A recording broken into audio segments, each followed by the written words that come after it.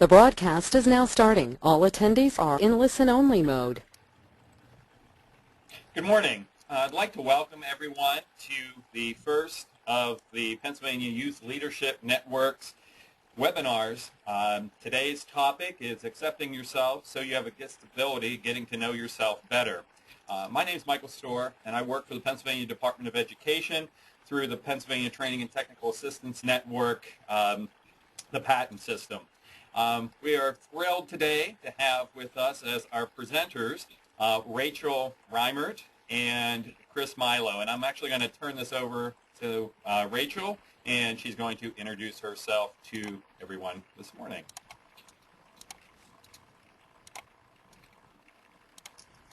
Hello, I'm Rachel Reimert, and I'm the Secretary of the Pennsylvania Youth Leadership Network, and I also work in a daycare in the infant room. Okay, great. Thanks, Rachel. I'm going to turn this over to Chris Milo, who goes by Milo, and Milo will introduce himself. All right. My name is Chris Milo. Let me get this thing out of the way. There we go. My name is Chris Milo. Everybody calls me Milo, so you guys can feel free to. And I sort of am the graphic person of PYLN, and I've only been on the board for not even a year yet. So. Okay, thanks, Chris. All right, just wanted to go over a couple of the logistics for today's webinar. The folks that are viewing us, and actually from across the state of Pennsylvania as well as across the country, we have a number of folks joining us from other states. Really are excited about that. To communicate with us today, you'll notice that you have a box for the GoToWebinar site, and you have a place to put in questions. So throughout this morning's broadcast, what we'd ask you to do, if you have any questions, or you have something that you want to ask either Rachel or Milo, please type it in that box. When we get towards the end of the day's broadcast, we'll go ahead and ask those questions, and Rachel and Chris will answer those. So we're going to go ahead and get started. And again, if you have any questions, please be sure to type them in that question box. And with that, I'm going to turn this over to Rachel. Hi, guys. So let's talk about what we're going to talk about today. We're going to talk about why you're here, what the PYLN is, to give you a little bit of a download on us, and accepting yourself, and to what to look forward to on our next webinar, and what you can do to stay in contact with us, and also a little bit of homework. Not really homework. So why the heck are you here?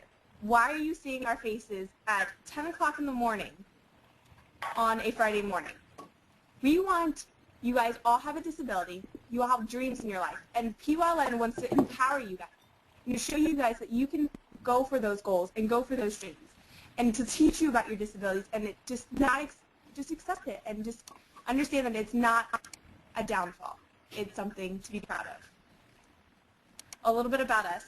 We got started about 5 years ago, I'm pretty sure, and the Department of Education of Pennsylvania always had little things, kind of mentoring and advocacy things, but they were only a couple times throughout the year.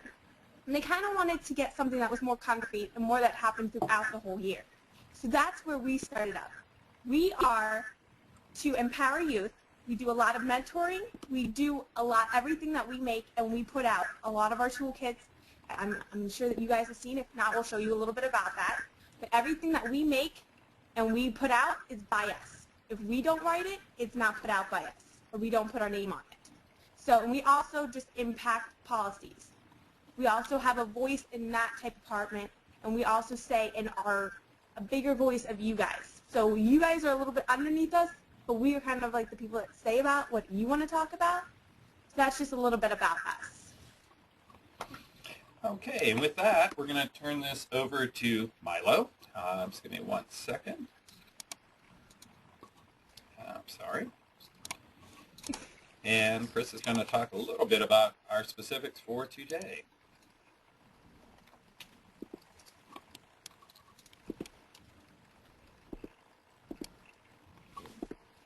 There we go. All right, so today, here's the things that we're going to be thinking about. What is your disability? All of you are here because you have some form of a disability, and knowing that is going to be very important to you, and how you deal with it. So you want to know how it's going to affect your life, and how it's going to affect your future, how you go forward. These are all things that you need to consider for the future, for college, for social aspects, for friends, for family, all of that stuff. It all comes back to knowing what your disability is and how you're going to cope with it and deal with it.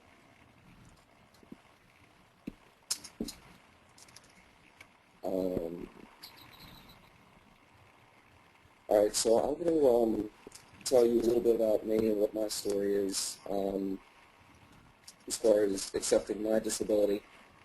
When I was 4 years old, I was in a car accident with a drunk driver that left me as a paraplegic. You can't see it, I'm actually in a wheelchair. It was a pretty hard transition. I lost my mother in the accident, and sorry, I'm not happy with myself. It was a bit of a hard transition for myself. I not only lost my mother, I also lost use of my legs and I had to go through a ton of therapy. Throughout grade school and everything, I was involved with small class sizes and friends per se, but never really connected with anybody. Even all through high school, just never really felt a part of the community. I started becoming more involved in athletics, which led me to wheelchair basketball. And when I got to college, I actually chose my college because of wheelchair basketball. And my first year, I lived in a dorm room with everybody on the team. And getting to know all these guys and realizing that they were very similar to me. They dealt with the same issues. They dealt with not fitting in school, just not feeling like they belonged. Even their passion for sports, for wheelchair sports, was really empowering. It really helped me feel like I belonged, part of a community. And I finally started opening up and getting out of my shell, experiencing different things, talking openly about disabilities, my disability, and how it affected me personally. So I guess what I'm trying to say to you guys is, you need to find out where you belong. You need to find that community and that support structure and be comfortable with who you are. Great. Thanks, Chris. I'm going to turn this over to Rachel, and she's going to tell us a little bit about herself and her story.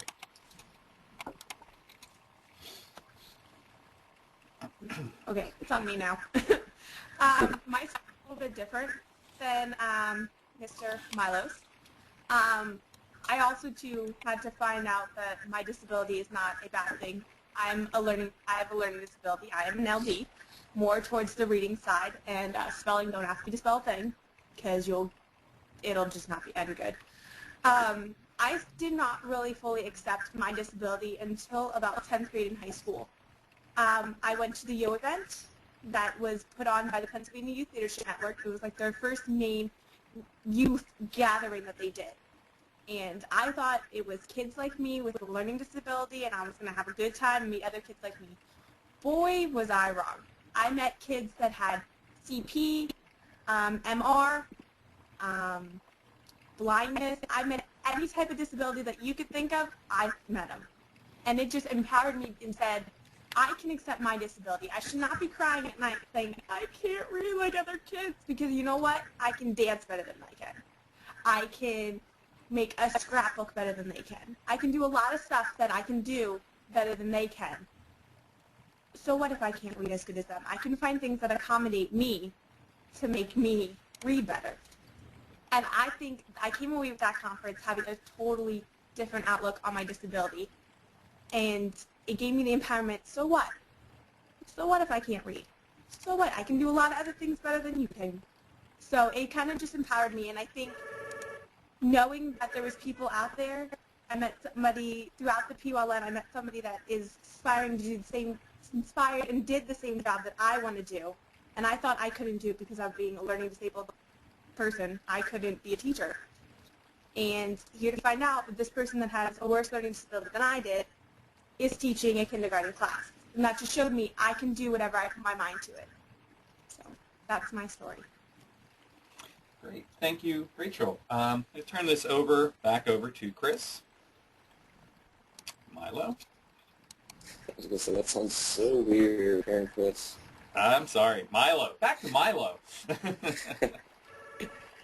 All right, so guys, what is your disability? That's the huge question right here. You need to identify it for yourself.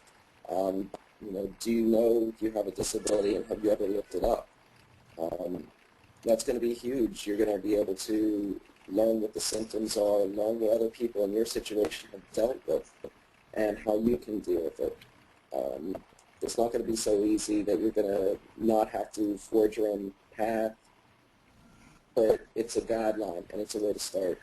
And if somebody asks, do you know how to explain your disability in a way that would help them understand and help them give you the best resources available? And I have to say that this is actually, this is Rachel, this is actually my bedroom when I did a paper on learning disabilities, and I learned out so much. Sorry, it's coming to me now. Yes. I learned so much about my disability. I never actually looked it up until I did this paper, and this was freshman year in college. So this was last year, and I did not look it up. I wish I would have looked it up sooner. I learned famous people that have it that I didn't even know that have it. I think it's Tom Cruise. He gets his scripts read to him. So I think looking it up, finding famous people that kind of maybe have a similar disability than you do, kind of empowers you. I was like, Walt Disney kind of had dyslexia. Way cool. He was a cool dude. Look, he's got a theme park, and he can do that. You can do anything that you put your mind to. So I got to say that this is actually a legit picture in my room, me looking up my disability and writing a paper on it. So. Great. Thank you, Rach. I'm going to turn this back to Milo.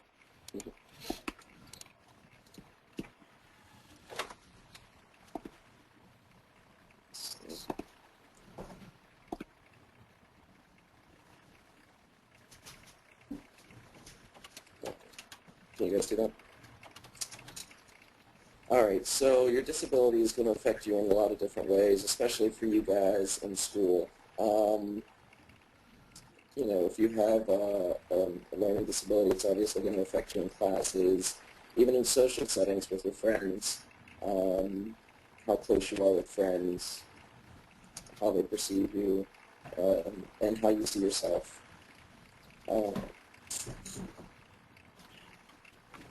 Basically, you're going to have to, while you're in school, create a support structure. Actually, through your whole life, you're going to have to create a support structure. Find out who your true friends are. Your family's always going to be there, and your teachers are the most important, in my opinion. They're the ones that are definitely going to give you the support that you need, point you in the direction of organizations that can help you, and basically mentor you. Hey, Milo, what was your support structure? I mean, who were the folks that really helped you out when you were in school? In grade school, it was a lot of the teachers, so you can understand how I feel about that. It was teachers and it was family. I was really close with friends, like I said, until I got to college. High school, I met a lot of people, I knew a lot of people, but I never really felt connected to anybody. So I would say that my biggest support structure was definitely family and my teachers that impacted my life a ton. Great, thanks. Rachel, do you have any... What about you? Great. Rach, how about you and this particular topic area? About how your disability affected you and your friends, and maybe a little bit about your support structure that you've used? Hold on, let me get onto that slide. I'm sorry, guys. That's okay. No problem. My support structure was definitely growing up my mom. I didn't have many friends. I steered away because I thought I had it written across my forehead, the big R word that we don't say in the disability world. thought I just stuck to one friend since I was 4. I had one friend, and that's who I stuck to because I felt that she understood me, but she had to find out she still doesn't understand me, and she still questions my disability at times. But after I broke out of my shell and after the yoga vet, I got more confidence in myself and more, I can do this, and this is not going to put me down. I shouldn't have to worry about if I go out to the movies or something, if I'm going to have to like read or I'm going to have to ask to spell something or something like that. I shouldn't have to worry about that. And after getting empowered and after like learning about my disability and getting empowered by it, everything else kind of fell into place, and I didn't feel so like a big R word across my head or a big loser or anything like that. So my main support person was my mom. She advocated for me a lot, and once I got my own voice, I kind of advocated for myself, and she didn't know what to do about that. But my self-image changed and everything. Once you look it up and you start to get pride in yourself, your total image just switches. So. Okay, thank you. Going to go ahead back to Chris for the next slide.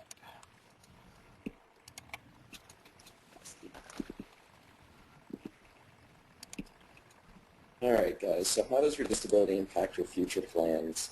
Not everybody's going to have the same future in mind. Everybody has their own goals. But your disability is always going to affect you. It's always going to be in your life. It's part of you. So you got to ask yourself, how could it affect you going to college or any kind of post-secondary training that you may have? If you are, have a physical disability, is the campus, the training facility that you go to, is it going to be accessible? If you have learning disability, are they going to offer the right resources available to have you proceed in classes? And for me, this is a big one. How is it going to affect you getting a job? Like Rachel said, there's always preconceived notions out there about people with disabilities. It's always on people's mind. There's stereotypes all over the place. And it's going to affect how people look at you, whether you like it or not. If you go into an interview, from my standpoint, when I go into a job interview, the first thing they see is the wheelchair. And they automatically associate that with not being able to lift the object, not be able to do the work, need too many accommodations, whatever it may be. And part of your planning has to be accounting for that and knowing how to overcome that. How could your disability affect being independent? This is going to vary based on your disability. You need to know, again, this comes back to learning your disability, knowing your disability. What supports you're going to need, whether it be PC care, whether it be, for me, my kitchen's adapted so that I can cook, my bathroom's adapted so I can fit into it.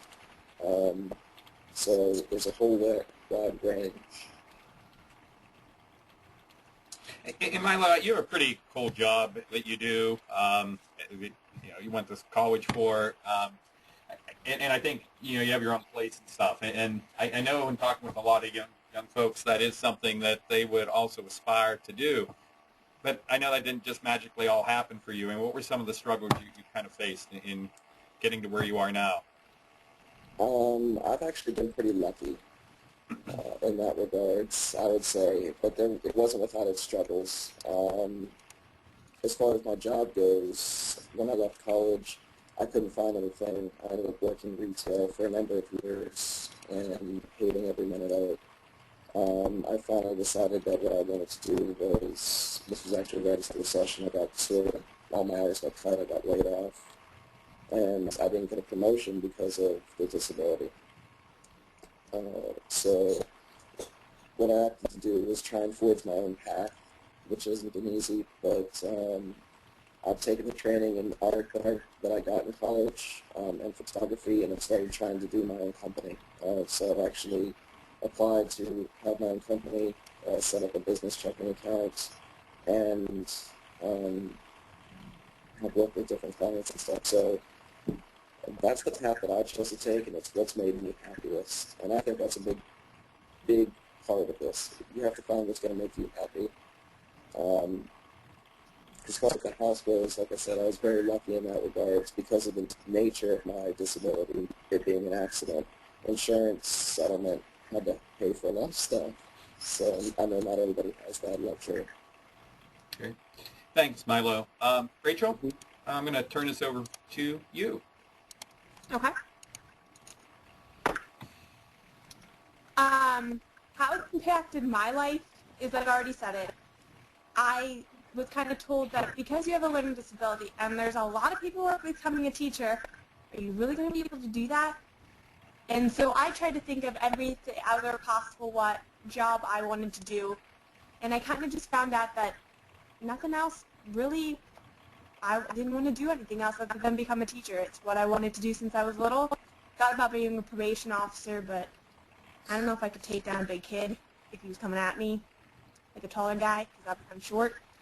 Or I thought about a lot of kids with learning disabilities go to VOTEC schools, and that's cool and everything if that's what you want to do. To me, I didn't want to sit on a forklift. I didn't want to sit in a bakery. I could have went for childcare, but I didn't think of it at the time. But that's not what I wanted to do. I wanted to go to college, and I wanted to go on to school, and I wanted to become a teacher. I wanted to do elementary, but I kind of figured out that elementary school is not for me. I'm more early childhood. But I kind of figured out that my disability does impact my future, but I can get ways around it. I can accommodate myself and get around that and just go with your dreams. If you have a dream, don't stop. There's always a way you can get to it. There might be barriers around it, and there might be stuff that you have to go over, but eventually you can get to it.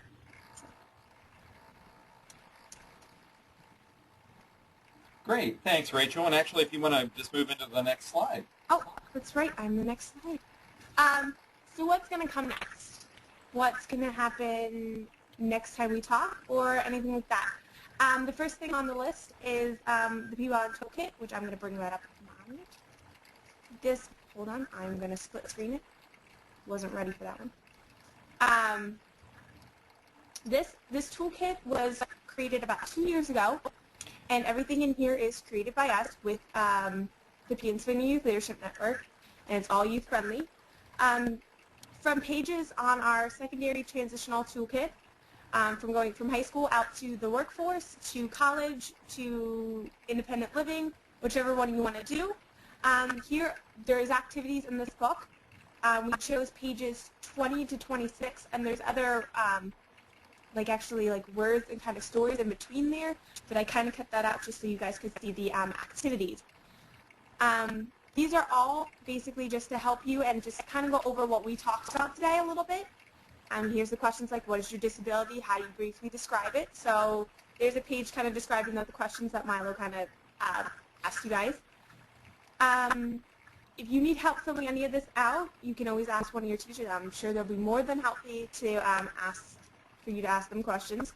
There's only about 3 activities, and it's just something to get your mind thinking and to kind of get everything down on paper so that it's not all up in here. It's actually physically right there in front of you. So it's all created by us. If I can't read it, it's not put in there. So everything is written by us, written youth-friendly, and I hope you guys like it. And I mean, there's all in the toolkits. There's all personal stories of everybody that was on the board at that time, so you guys can get a little bit of a glimpse into us a little bit. So that's that. Let me bring it back to the PowerPoint. Next thing is our next webinar is on April the 16th. I hope everybody comes back and that we didn't scare you off at all. Then we have that's accepting yourself, part 2, something you just don't feel like you fit in. I mean, I know everybody that has, almost probably everybody that has a disability or does not have a disability has felt extremely awkward at points in time where you just don't feel like you fit in. Like you are a pink flamingo in a pile of dust. Then our next one is May 7th, and that is empowering yourself. What is it and why is it important? It's very important. And June 4th is empowerment part 2. Speak up and be yourself. Kind of paraphrase that. And then the next is the Transition Conference, the best conference in the world. Just throw that out there. That's where we have our own sections, and Pennsylvania Youth Leadership Network puts on different activities for the youth to have. And we also do sessions throughout the whole day that are youth-driven and that are for you guys, and we all speak in them. And that's really what's next. I hope that everybody comes back to all these webinars, and we get to actually see your faces real life in the Transition Conference. In the Transition Conference, we do have scholarships for guys and gals that are still in high school, as well as their families. More information regarding the Transition Conference should be out by the middle or end of April. So look for that. Your teachers will have the dates are, I think, July 20th? Yeah, the actual dates for it, hang on, Rach. It's July the 21st through the 23rd. Yeah, that's what I thought. So it's a good time, guys. Milo's first one was last year, and I guess we did an okay job with him because he's coming back. It did. It rocked. It was an awesome time. It is. Yeah, cool. We have different activities such as a dance, and it's not old folky music. It's newer stuff, and we have a disco ball. We also have, I'm not sure exactly all the other activities, but we know we always have a dance every year, and it's a good time. And just back to a minute with the toolkit and the questions. What we really, when we talked about that, I think the thought was that the folks that are watching us today, that you would take some time to go back through those pages that Rachel talked about. Because that's actually what Milo and Rachel and the other PYLN folks, they have done that. Maybe not formally and writing them down on worksheets, but I think informally in having discussions. And just to repeat a lot of what Milo and Rachel said, that's really the important part of starting to understand yourself, how you learn best, what helps you out, so that you can be as successful as you're able to as you get ready to graduate and move on in your life. Next slide, actually, and this is kind of getting into the question and answer piece. And please, folks, if you're remote sites, if you have questions for Rachel and Milo, please ask those. We do have a couple that have come in, and some of them are specific to either Milo or Rachel, so I'm going to ask those, and then we have some that are kind of open for grabs. So, Rachel, while we have you on the screen, there was a question for you. And the question is, having a learning disability, which is not noticeable at first, how do you disclose this information to someone you first meet? It's different depending on who it is, depending on how comfortable I feel. Most of the time when I meet new people now, I do not say it right off the bat, but I do not have a problem being like, don't ask me to spell that word because I can't spell them, and they'll ask why. And then I'll explain a little bit more. But I don't really have a certain time that I disclose it. It's like after, okay, after 5 hours, I'm going to disclose it. No. I kind of feel when I'm comfortable and ready. I didn't disclose it to my one friend that I met about 4 years ago. I didn't disclose it right away, and she didn't disclose hers to me either right away. And we were talking on the phone one night. I used to call her every day after school, and the one time I called her after school, and I don't know how we got into some deep conversations about something, and it got brought up that I have a learning disability, and she said, no way, I have one too. And that was kind of just the moment where it was like, whoa. I came down, running down the hallway, down the stairs to my mom and going, oh my God, she has a learning disability just like me. And I think when you find friends like that, or you find friends that have some of the same stuff that you have, it's like you get a connection right away. It's like, you get me. I know Everett, another presenter on the board, has cerebral palsy, and anytime he meets anybody, he's just like, CP brotherhood or sisterhood, because he's like, once you meet a person with CP, they just get you. They understand everything that you've been through, everything that you go through. So I don't have a set time that I disclose it, but once I feel comfortable, or if I'm put into a situation where spelling is a thing at hand, I do disclose it, just so that they don't look at me like, what the heck, when you can't spell the word. So it all Rachel, depends on your comfortability. I'm just, and because you're in college now, how did that work? I mean, with your teachers and kind of just a little bit about that process, because I'm sure you did have to disclose, maybe you didn't, to some of your professors. To my professors, some of the ones that, unless they really have tests, like my speech teacher, I would have never had to tell her that I had a disability at all. Really, you go to the disability support services in your college or wherever you're going, in your technical school, wherever, and I had to fill out paperwork that said I need 50% extra time on tests, I needed Kurzweil to read to me, and I had a form that I had to fill out, and then I go to my teacher and they have to sign it.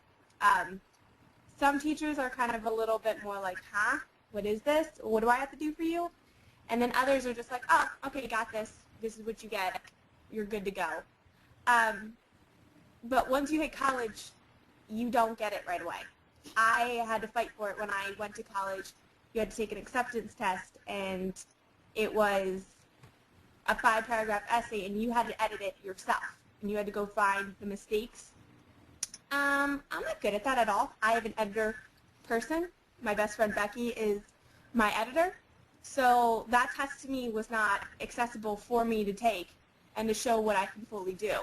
So I had to go to the disability support services and actually tell them that this is not something I can do, and I do have an IEP, and look, see, this is my disability. And then I actually just wrote a 5-paragraph essay and got into my classes. But you guys got to understand that that's not given to you right away when you go to college or you go to any technical schools. Once you out of high school, you have to advocate that for yourself. So just knowing where that room is a good spot, because that's your home base. They'll help you with a lot of stuff. I know most colleges are very helpful with that stuff. Great. And one more quick question, Rach, kind of connected to this, because you also work part-time. Did that impact at all? Because I think you worked with the young children, right? Yeah. Was there anything that you had to do different or in talking to your employer? My employer, I don't even know if she still knows. I know some girls at school do, because I talk about the conferences and I talk about what I do and stuff like that. So some girls at work know it, and I think one of the girls just found out maybe a couple weeks ago about it, and she kind of looked at me like I had 10 heads. Like, there's no way. Because when you first meet me, you have no complete idea. A lot of people, when they find out, they're like, huh? But at work, it really has not affected me other than trying to spell stuff, and there's always somebody around that I can be like, hey, how do you spell this? Because I'll write sandwich on the paper for what they ate for lunch or something, and I'll be like, how do you spell that again? I'm having a brain fart. So, I mean, at work, it really doesn't affect me very much, but I'm not doing extensive paperwork, and if I probably was doing that, I probably would be like, can I have a spell checker? So, very cool. It doesn't really affect that much at work, so. Thanks, Rach. Chris, Milo, I'm going to turn this over to you. There's a question that came in for you. So just give me 1 second. Okay. Okay. Milo, question came in. Having a physical disability, how do you get people to overcome the first obstacle barrier? I'll repeat it. Having physical disability, how do you get people to overcome that first obstacle or barrier when they see you? Or meet you? When they meet me, okay. Well, I think it depends on each situation that I'm presented with. If it's friends or people out in public, I try to rely on just personality and let them know that it's a part of me, but it's not who I am.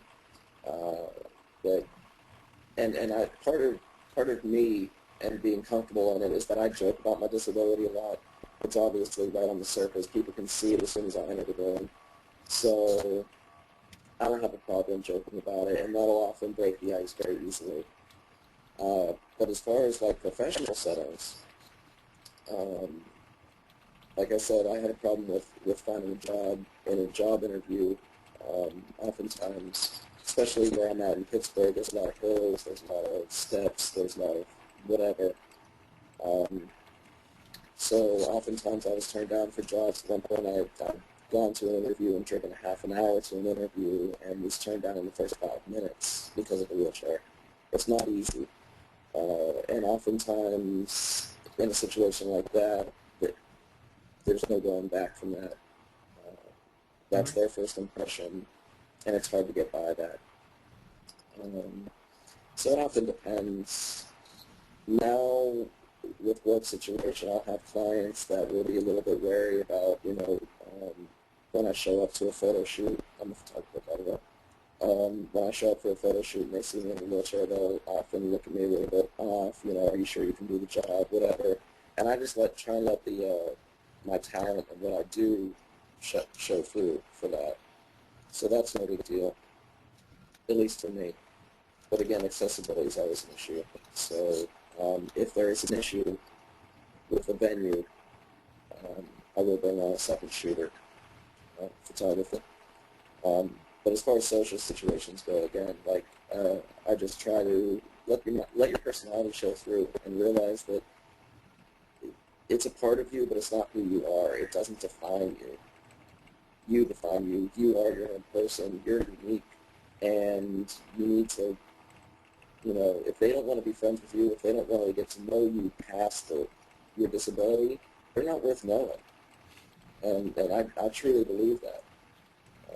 They need to accept you for who you are. And those are the best friends anyway, the ones that are going to accept every part of you, whether it be good, bad, quirky, whatever. Figure it out. So, here's the questions that he's answered that one now. So great, thank you. Okay, thanks, Chris. There's a two-part question that actually came in, so I'm going to read both parts, and really this is either of you guys can jump in, or maybe we'll go, Chris, you can start, and I'll flip over to Rachel. The question is really dealing with your family, and the question is, how are your parents or guardians with explaining your disability or dealing with your disability? That's the first part of the question. And then the second part is, how would you suggest a professional working with a student whose parents refuse to explain their disability or, deal with it, I guess. And I know, Chris, this is a little different in yours because it's pretty obvious that you use a wheelchair for mobility. But I guess the question really is, how did your family deal with that and interact with you? And if there were no problems, but if there were, any suggestions you'd have for folks out there?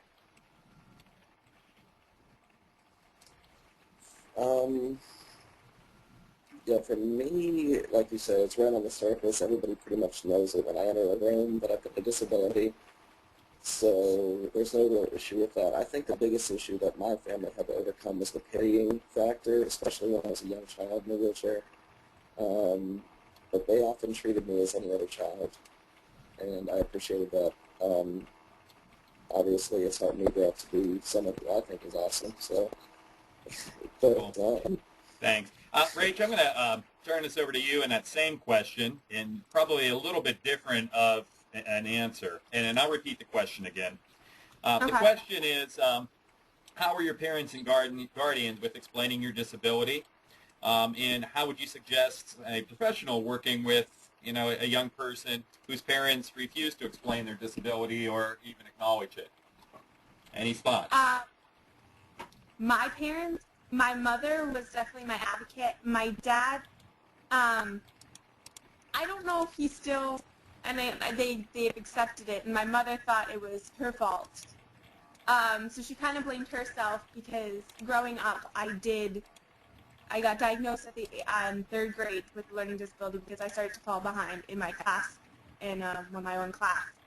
And my mom thought it was her fault that I had this and that I was having sleepless nights because I would be crying because I didn't learn like other kids and I just felt horrible about myself.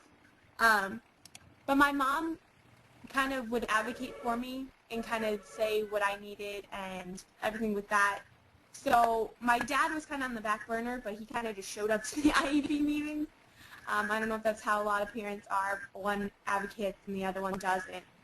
So that would be how my mom kind of saw it. She thought it was her problem, not her fault, and she always said that there's something special about you, Rachel, that this is not going to hinder you at any point in your life. You are a social butterfly when you want to be, and you can overcome this. So my mom kind of was my advocate for that. Seeing how professionals work with parents that don't want to accept it or don't want to say that the elephant in the room is there. I do work with parents like that at the daycare. Some just don't want to accept it right away because they don't want to admit that their child has some form of a problem, not a problem, has some form of a disability. And I think it is hard because parents have to accept it just as much as the kid has to accept it or the child has to accept it.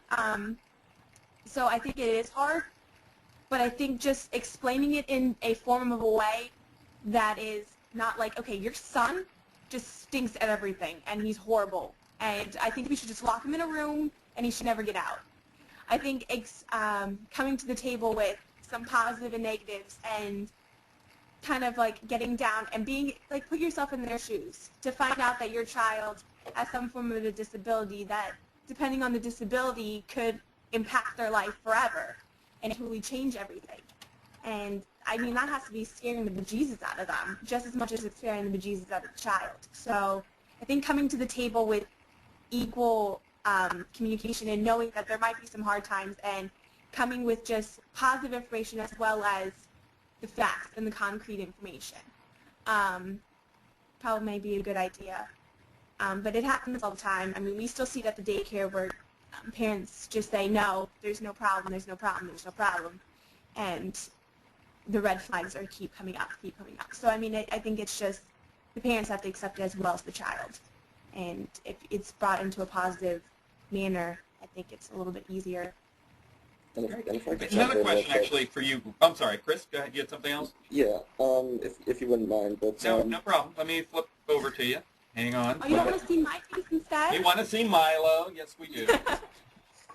From my experience, I guess from a physical disability standpoint, I often hear from the other side of things where, because it's so out in the open and so noticeable, the kids get sheltered. Where they get babied and they won't, you know what I mean? If that makes any sense. Rachel, how do you feel about that? I don't know. I have to say that, hold on, let me accept that. I think that is how it goes. I mean, I know one of my friends is named Bobby and he has Down syndrome, and shout out to Bobby, I love you. He's an awesome kid. He is in regular school, and he can balance a checkbook. He can do anything I can do, probably maybe some things a little bit better than I can do it. And people told his mom when she had him that, oh, I guess you're just going to have to, like, keep him at home or something. And why would you do that? Why shouldn't a child with any form of a disability have every opportunity that a normal child would have? I say normal in quotation marks because what is considered normal? Nothing is normal. Having 10 toes, that could be normal, but we just don't have them. But I think giving a child with a disability, any form of disability, every opportunity that another child has is the way to do it. Not to shelter them, and make that known to the parents. Some parents think, oh, they have this. I don't know what to do with them. I think coming to the parents with information on maybe support groups, different activities they could get into, different organizations, and having a notebook of information like that would be amazing, because then you can come and say, okay, well, here's this. Your child doesn't have to sit at home. He can go do this. He can do this. I know out here, kids with different impairments of limbs and stuff like that, we have Miracle League, and they actually get to play baseball. Why shouldn't they? They should not be just, like, they're normal kids. We're all normal. So I think giving opportunities as any normal kid and just having that information, it would be the best. Rach, another question. This actually came from someone in Pittsburgh Public Schools at the City Connections, Jasmine. Okay. Wants to know if you're good at, I mean, you mentioned you have difficulties with spelling. How are you in other subjects? How do you do in math, so forth? This is one thing that my mom has always said to me. If you're good in language arts and you're good in, and you like to read and stuff like that, you're horrible at math. But if you love math, you're horrible at that. You're kind of like, or you're not horrible at it, but you're not really good at it, and you don't really like to do it. Math, favorite subject in the world. Numbers are the best. I love algebra. I love geometry, not so much. I love trigonometry. I love all that stuff. Give me 50 math problems over reading a chapter book any day. That was my favorite subject in school. I do have difficulties with whole social studies and science because that's with reading and all those giant words and remembering the thing. I can always remember the definition, but never the word to go with it. So that my favorite thing was math because you had an equation and that was a set equation and that's how it was every single time. So it never changed. There was not a, okay, you have this word, but then it changes in this situation to this word, but it means the same thing. So I think math was definitely hands down my favorite subject. And I do have difficulties on other subjects, but math didn't really have a one unless I had to explain what I did. I hated it. This is a question, I guess, that goes out to both Milo and Rachel. Actually, it's two questions. What do you see as a benefit of someone connecting to or being a member of PYLN? And do you have friends from the PYLN network? I guess I'm taking that first. All right. PYLN is my second family. That is where I can just go and completely feel absolutely 100% normal. My best friend Ev that I travel the train with, he has cerebral palsy, like I said before, and we joke around all the time about our disabilities. And I think there's just a level of comfortness in our meetings, and you just feel like you're kind of understood. You have a disability, and you're just kind of understood, and you're kind of normal there. The benefits of being on the board or just being a general member or getting in contact with us is that I feel that we give a kind of a mentoring thing of you see what we do, and we have so many different types of disabilities that a child, any kid can kind of connect with at least maybe one of us and kind of see what we're doing and be like, I can do that too. So I think getting in benefit with us is kind of seeing how we have done things and kind of giving emplacement on like how to trail behind and kind of paving the way kind of thing. So. Milo, thoughts on connecting? And I know you're kind of one of our newer members, but thoughts on PYLN? Yeah, I would say that one of the biggest benefits is the fact that you can, relate to people in PYLN, people with disabilities. As far as younger children go, they can then come to us, like Rachel said, as a mentor, can bounce ideas off of us, can find out what we've done right and what we've done wrong, and maybe avoid some of the same mistakes. But ultimately, I think it's about being comfortable with yourself and finding people that you can relate to, having that support structure there. As far as friends on PYLN, I was brought in by a friend, Jazz, I know he's watching right now, and I've loved it. I've met so many amazing people, and I'd actually consider, everybody in PYLN, my friend, they're all amazing, and I'm glad I've been involved in it. Oh, thanks. And Milo, while you're on the screen, question came in about the Transition Conference in July. And just as a reminder to folks, those dates again are July the 21st through the 23rd. It's in State College at the Penn Stater. But the question that came in about the conference is, the question is, it seems like the Transition Conference is a good time. Why would it be helpful for me as a young person to attend? Do you want to take that, or do you want me to take that? I'll start with it. Okay.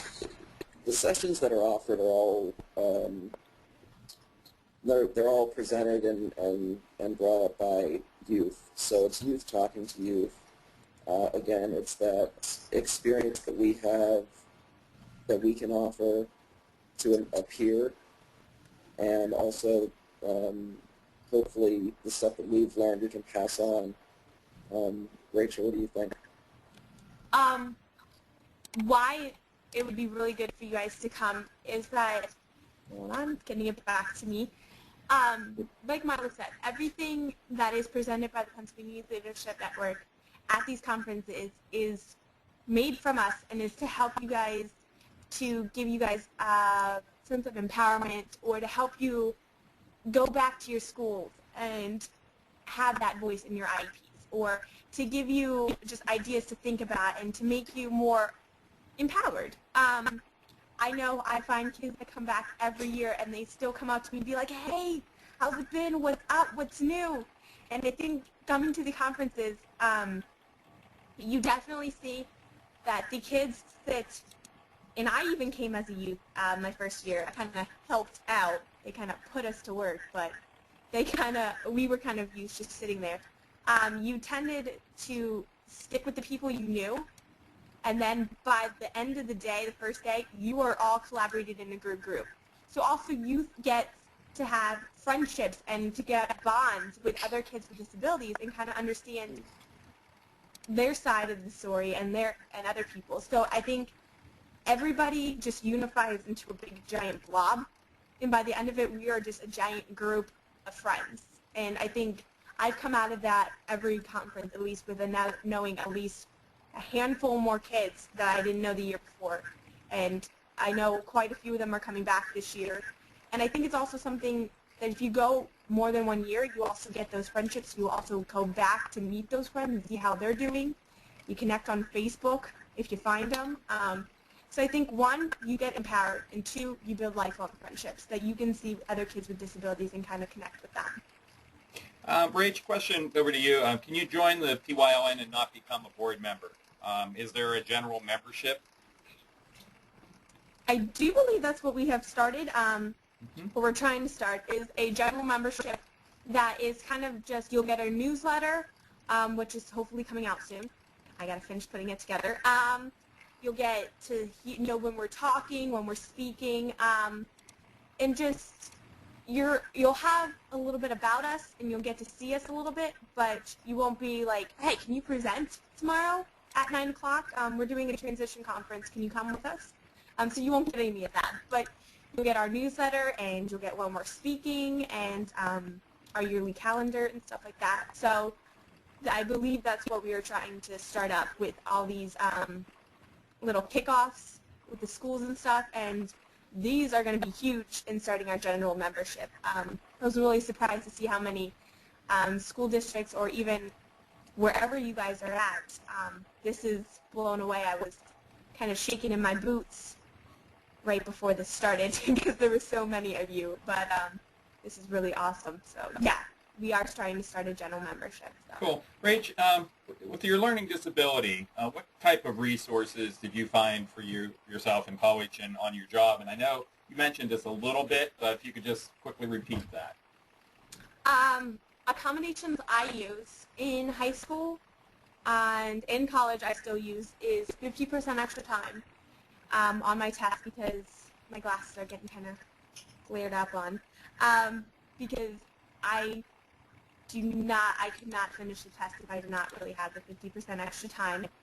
I used to have go to the resource room and get my test read to me, but because of being in college and not having the manpower that they do in high school or the opportunities to have somebody actually read it to me, I get it read through Curves Wild, which is a program that just reads text so you can bring up internet documents and it can read it to you. I also got in contact with OVR, Office of Vocational Rehabilitation, and the laptop that I'm on now, they have, I asked for, well, they accommodated me with to actually get a program that would actually read my books to me and be able to have my textbooks on my laptop that I can get read to me. That's really about all in school. In work, I don't really have anything other than having somebody kind of in the next room where I can yell out and be like, how do you spell this? Did I spell cookies right today? I'm having a brain fart. So that's really about all. I know maybe once I become an actual teacher, we do have laptops that go throughout the whole center. So that would definitely be something. Spell checker is on every computer that is a major accommodation for me. And Milo can understand because I turned it off the one time, and I don't know how I turned it off. So I was like, Milo, you are a computer dude. Turn it back on, because if not, I will never be able to write a paper again. So that's really about all I use. Mm-hmm. And Rach, this is another quick question for you. When you found out you had a disability, how did you feel? When I found out that I had a disability, as I said before, I felt like a piece of dirt on the floor. I found out when I was 3rd grade, so that's when you're kind of still wanting to make friends, and I was a very shy kid. Even before the disability, I stuck with one person, and I really did not go out of my comfort zone at all. I was always scared to, and then with the disability, it kind of made it worse because I felt that it was written on my forehead. I did not get made fun of in school except until 8th grade, so that was yay for me. But it really, for me, it was hard because I didn't accept it, and probably everybody else didn't know it, but I thought it was the elephant in the room. So to me, it was hard until I accepted it, because I would go to sleep every night crying myself to sleep, and my mother would have to sit there and listen to me cry and say, I can't read like other people. But now looking back on that, I was like, I should have just accepted it earlier, and I would have had a really good time. But it was hard. I mean, most people are probably like, you had to learn your disability, big whoop, why are you crying over that? But I think everybody that has a disability has to accept it, and it affects them in a different way. So that's how I felt about mine until I actually accepted it. So, Milo, a question over to you. So just give me 1 second to flip it back your way. Milo, question came in. Do people ever make fun of you or kind of pick upon you, or have they, and how do you deal with that? I'm sorry, I didn't hear that second part. Sure. Do people ever, or have they ever made fun of you or picked on you, and what do you do about that because you use a wheelchair for mobility? I can actually remember a time in grade school. I think it was around 2nd or 3rd grade, maybe. I was picked on like normal kids. Nothing about the wheelchair, but in order, started chasing them, doing goofy kids things, and one of the things they did to get away with was run up the steps, which actually made me feel horrible. So yeah, but the biggest obstacle that I had, it wasn't so much, I think there's, as far as a physical disability goes, and I don't know if it was just me or if it's in general, but it's generally frowned upon in society to make fun of people like that. You always have somebody stick up for you. So I do have that going for me. I don't really have to worry about somebody picking on me or coming after me, because there's always going to be somebody that's going to have my back, no matter where I go. Okay, great. I think the worst thing that happened was in high school with the crowded hallways. Some of the students didn't understand that when they're congregating in the hallways and just standing out in the middle of nowhere and back up without looking, and they run into me. Oftentimes they would say something or say that it was my fault, but it's just something that I had to deal with. I ended up staying in my own world for the most part. I had a lot of crazy thoughts that go up into my head. That's why I'm good at being eccentric and doing art stuff, I guess. But I pretty much stayed in my own head and used sports to work it out and work out that frustration. Great. Thanks, Milo. A couple of other questions that came in. One is just about the homework that was assigned, and I'm going to flip back real quick. The next webinar that we have, we will be, and the PYLN members that will be presenting, we'll go over some of those questions just to touch base on what the folks that are viewing the webinar have seen and talked about. Because really the homework is set up to start guys and gals thinking about their lives, where they currently are, and again, what works for them and what they have difficulty with. So yes, we will be touching upon those pages from the PYLN toolkit that Rachel talked about. Rachel, we have a couple more minutes. I think what I'm going to do is turn this back to you for the last couple slides. One of the other questions that came in, though, was about how can folks connect to PYLN, and maybe if you want to just, I know you're going to get to the slide about the NING, and if they have other questions about where they can post them. So I am going to turn this over to you for the last couple slides. Okay. And coming back to me. Let me go to the next slide. In closing, things to not forget. One, you need to stay positive and have a positive outlook on everything. Second, having a disability is not a bad thing. As you can all see that me and Milo have come to accept it and come to terms that our disability is not a bad thing. It actually makes me a little bit more of who I am, and I wouldn't be who I am today without it. Knowing your strengths and weaknesses. I know I can do math like nobody's business, but reading a book is a little bit of a downfall. Getting educated about your disability. Once you start looking it up, I did. I'm not guaranteeing that you will, but I felt empowered, and I felt that this is me. Like, page after page after page of it. It's like, that is totally me. I didn't know that was part of my disability. I thought that was just me. And 5 is, this means knowing how to explain your disability and knowing the effects of it and how to accommodate yourself. So you've learned how me and Milo accommodate ourselves. But these are little things that you can think about. And how to stay in touch with us? 1, you can email us at pyln.gv@gmail.com. And that will go to our president, Ray Kay, Rachel Callum. That will go to her, and she will be able to send it out, any of your questions, to anybody who has them. If you put one of our names on there, it will get sent out to us. If not, you just have a general question, she will be able to answer that. You can also connect with us on our NING site. I'm not going to say that out loud because I will mess that up. So if you guys just want to write that down, if not, it's on any of our flyers. It's also on the newsletter that will be coming out probably in the next week. That is just where we can start blogs. You can post pictures. You can ask us any comments. You can start a private message, anything like that. So that's kind of one of our websites. We also are hopefully going to get up soon our actual main website. That is PYLN. Is it org? I think it's org. But that's not up yet, so don't look it up. And you can also connect us on Facebook, the central Facebook. We are on there, and that has I updated and try to put all of our meetings. And I'm going to have all the webinars on there. I got to do that yet, but you can comment on our wall. You can tell us how you like this. Most of the board members are on there and have their Facebooks on there. So if you want to see a little bit more about us, it's on there. So that's how you can stay connected with us. And I hope you guys do. This was definitely a blast, and I'm a lot less nervous than I was before. All right. So, Milo, any closing thoughts?